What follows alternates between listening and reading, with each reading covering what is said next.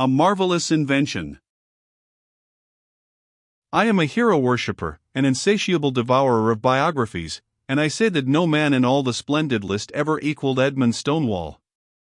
You smile because you have never heard his name, for, until now, his biography has not been written.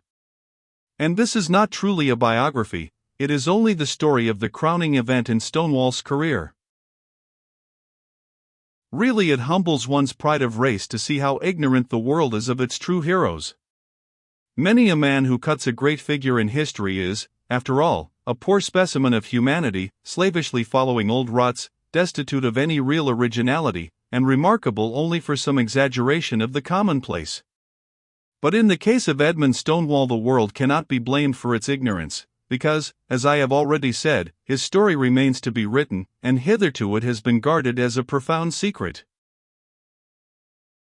I do not wish to exaggerate, yet I cannot avoid seeming to do so in simply telling the facts. If Stonewall's proceedings had become matter of common knowledge, the world would have been, I must speak plainly, revolutionized.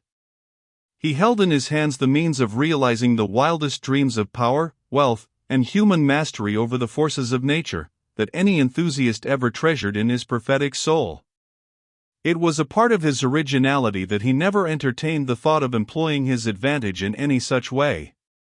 His character was entirely free from the ordinary forms of avidity. He cared nothing for wealth in itself, and as little for fame.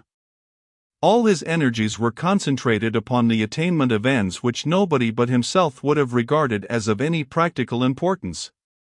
Thus it happened that, having made an invention which would have put every human industry upon a new footing, and multiplied beyond the limits of calculation the activities and achievements of mankind, this extraordinary person turned his back upon the colossal fortune which he had but to stretch forth his hand and grasp, refused to seize the unlimited power which his genius had laid at his feet, and used his unparalleled discovery for a purpose so eccentric, so wildly unpractical, so utterly beyond the pale of waking life, that to any ordinary man he must have seemed a lunatic lost in an endless dream of bedlam.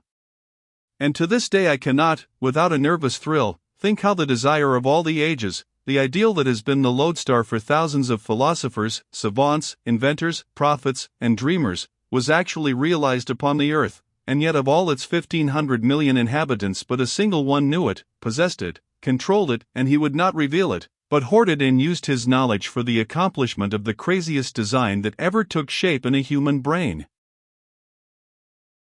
Now, to be more specific. Of Stonewall's antecedents I know very little. I only know that, in a moderate way, he was wealthy, and that he had no immediate family ties. He was somewhere near 30 years of age, and held the diploma of one of our oldest universities. But he was not, in a general way, sociable, and I never knew him to attend any of the reunions of his former classmates, or to show the slightest interest in any of the events or functions of society, although its doors were open to him through some distant relatives who were widely connected in New York, and who at times tried to draw him into their circle. He would certainly have adorned it, but it had no attraction for him. Nevertheless, he was a member of the Olympus Club, where he frequently spent his evenings. But he made very few acquaintances even there, and I believe that except myself, Jack Ashton, Henry Darton, and Will Church, he had no intimates. And we knew him only at the club. There, when he was alone with us, he sometimes partly opened up his mind, and we were charmed by his variety of knowledge and the singularity of his conversation. I shall not disguise the fact that we thought him extremely eccentric, although the idea of anything in the nature of insanity never entered our heads. We knew that he was engaged in recondite researches of a scientific nature, and that he possessed a private laboratory, although none of us had ever entered it. Occasionally he would speak of some new advance of science, throwing a flood of light by his clear expositions upon things of which we should otherwise have remained profoundly ignorant. His imagination flashed like lightning over the subject of his talk, revealing it at the most unexpected angles, and often he roused us to real enthusiasm for things the very names of which we almost forgot amidst the next day's occupations. There was one subject on which he was particularly eloquent: radioactivity, that most strange property of matter whose discovery had been the crowning glory of science in the closing decade of the 19th century. None of us really knew anything about it except what Stonewall taught us. If some new incomprehensible announcement appeared in the newspapers, we skipped it, being sure that Edmund would make it all clear at the club in the evening. He made us understand, in a dim way, that some vast, tremendous secret lay behind it all. I recall his saying, on one occasion, not long before the blow fell. Listen to this. Here's Professor Thomson declaring that a single grain of radium contains in its padlocked atoms energy enough to lift 1,000,000 tons 300 yards high. Professor Thomson is too modest in his estimates, and he hasn't the ghost of an idea how to get at that energy. Neither has Professor Rutherford, nor Lord Kelvin, but somebody will get at it, just the same. He positively thrilled us when he spoke thus, for there was a look in his eyes which seemed to penetrate depths unfathomable to our intelligence. Yet we had not the faintest conception of what was really passing in his mind. If we had understood it, if we had caught a single clear glimpse of the workings of his intellect, we should have been appalled. And if we had known how close we stood to the verge of an abyss of mystery about to be lighted by such a gleam as had never before been emitted from the human spirit, I believe that we would have started from our chairs and fled in dismay. But we understood nothing, except that Edmund was indulging in one of his eccentric dreams, and Jack, in his large, careless, good-natured way, broke in with, "Well, Edmund, suppose you could get at it, as you say, what would you do with it?" Stonewall's eyes gleamed for a moment, and then he replied, with a curious emphasis, "I might do what Archimedes dreamed of." None of us happened to remember what it was that Archimedes had dreamed, and the subject was dropped.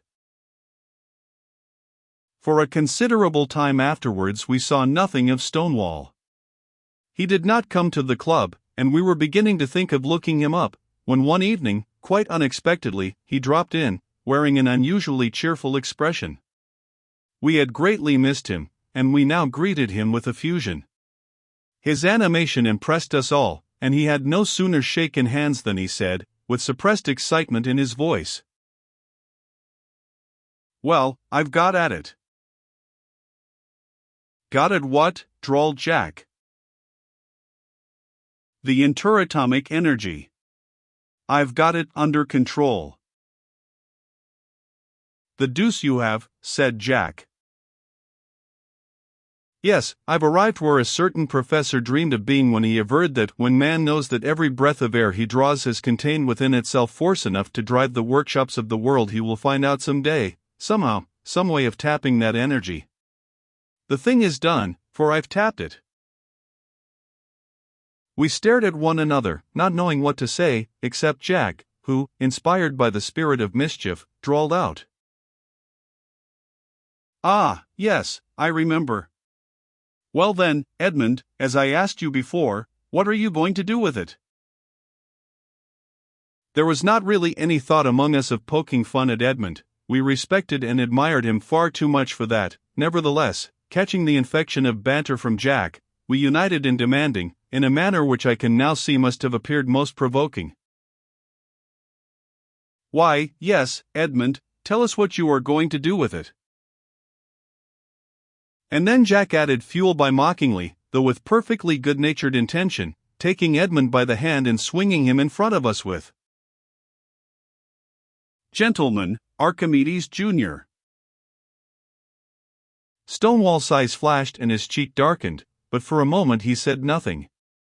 Presently, with a return of his former affability, he said, "I wish you would come over to the laboratory and let me show you what I am going to do." Of course we instantly assented. Nothing could have pleased us better than this invitation, for we had long been dying to see the inside of Edmund's laboratory. We all got our hats and started out with him. We knew where he lived, occupying a whole house though he was a bachelor, but none of us had ever seen the inside of it, and our curiosity was on the qui-vive. He led us through a handsome hallway and a rear apartment directly into the backyard, half of which we were surprised to find enclosed and roofed over, forming a huge shanty, like a workshop. Edmund opened the door of the shanty and ushered us in. A remarkable object at once concentrated our attention. In the center of the place was the queerest looking thing that you can well imagine. I can hardly describe it. It was round and elongated like a boiler, with bulging ends, and seemed to be made of polished steel. Its total length was about 18 feet, and its width 10 feet. Edmund approached it and opened a door in the end, which was wide and high enough for us to enter without stooping or crowding. "Step in, gentlemen," he said, and unhesitatingly we obeyed him, all except Church, who for some unknown reason remained outside, and when we looked for him had disappeared. Edmund turned on a bright light, and we found ourselves in an oblong chamber, beautifully fitted up with polished woodwork, and leather cushioned seats running round the sides. Many metallic knobs and handles shone on the walls. "Sit down," said Edmund, "and I will tell you what I have got here." He stepped to the door and called again for Church, but there was no answer. We concluded that, thinking the thing would be too deep to be interesting, he had gone back to the club. That was not what he had done, as you will learn later, but he never regretted what he did do.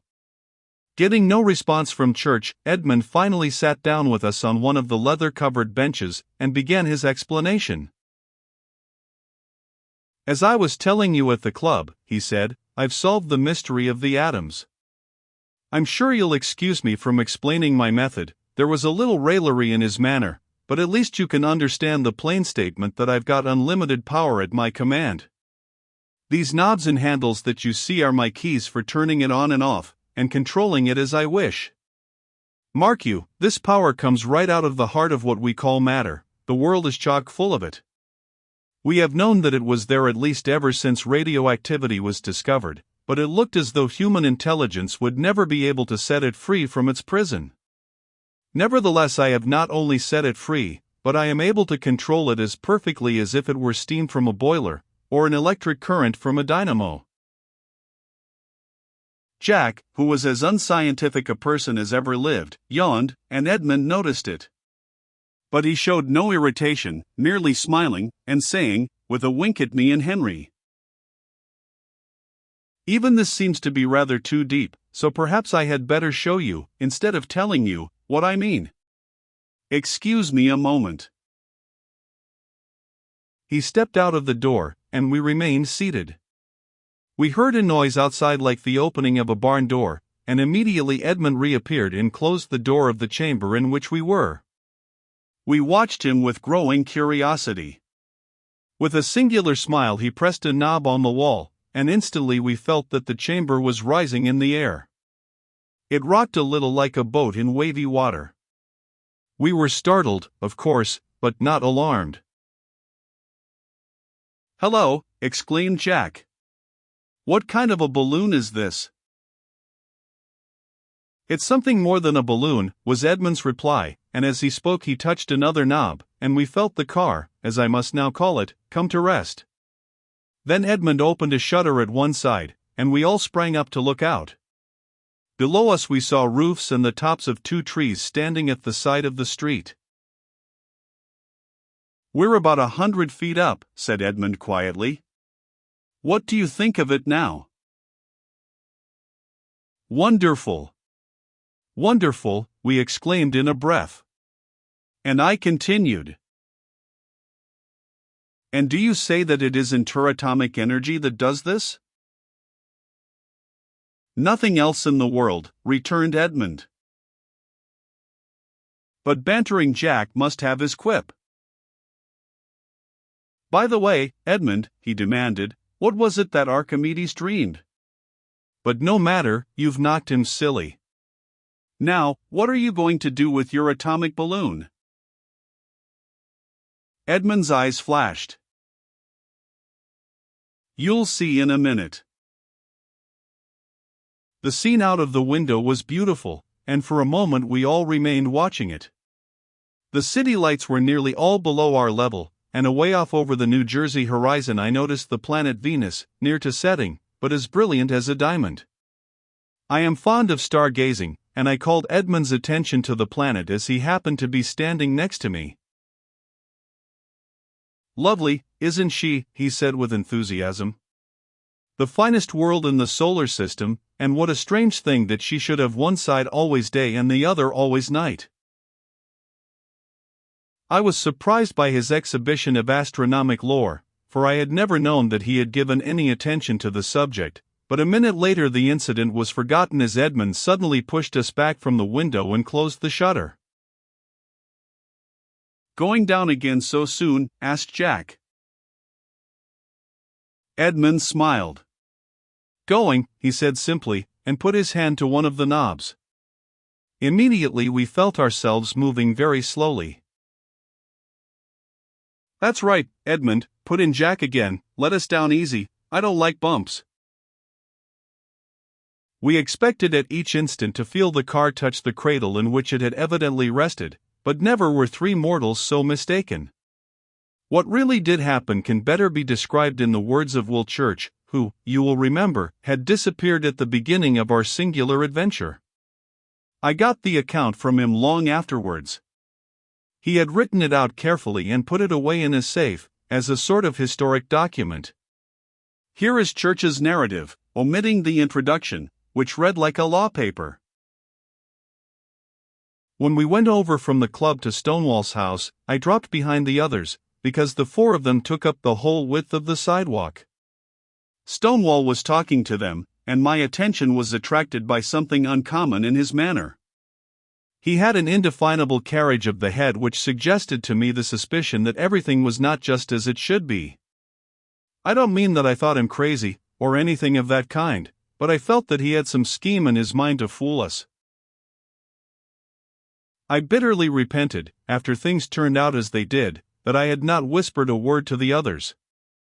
But that would have been difficult, and, besides, I had no idea of the seriousness of the affair.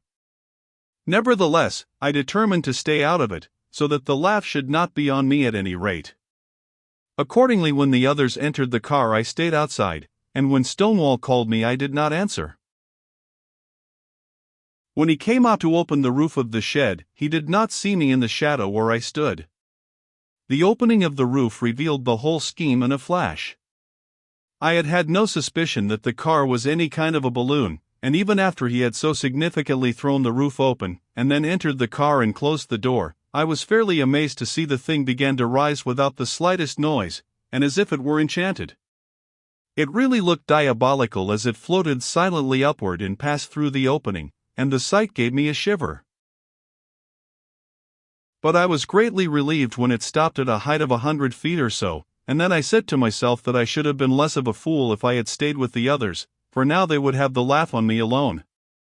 Suddenly, while I watched, expecting every moment to see them drop down again, for I supposed that it was merely an experiment to show that the thing would float, the car started upward, very slowly at first, but increasing its speed until it had attained an elevation of perhaps 500 feet.